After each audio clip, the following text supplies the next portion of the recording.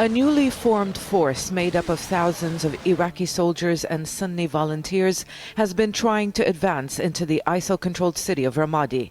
Many of them received U.S. training. The Defense Minister Khalid al-Obeidi, who visited the troops, was in a defiant mood. But the reality on the ground is different. Dozens of his men have been killed in ambushes over recent days. It is proving to be a difficult fight.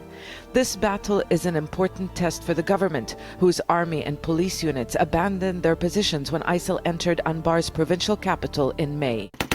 Washington has reportedly asked Prime Minister Haider al-Abadi not to use Shia militiamen to secure Sunni territories to avoid worsening sectarian tensions.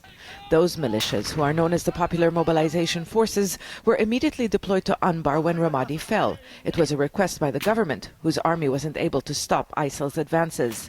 Now, one of the commanders of the forces feels there are attempts to stop them.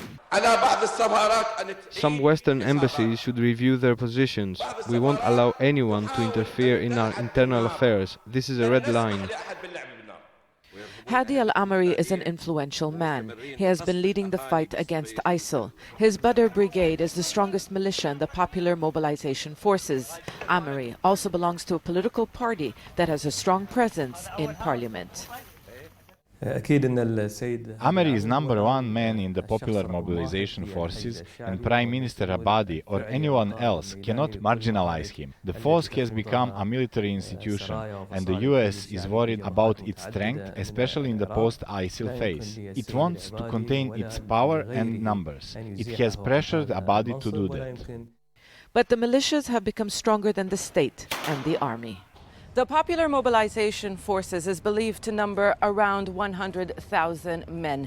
They were given official status by the government, which pays some of their salaries. They have largely replaced the army in the provinces of Diyala, Salahuddin, and even here in Baghdad. And thousands of its forces are in Anbar. The newly trained troops are close to Ramadi, but the government continues to rely on Shia forces around another ISIL stronghold, the city of Fallujah, as well as on supply routes. It is expected to be a long fight, not just in Anbar, but to weaken the militias who have capitalized on the failings of the Iraqi army. Zana Khudr, Al Jazeera, Baghdad.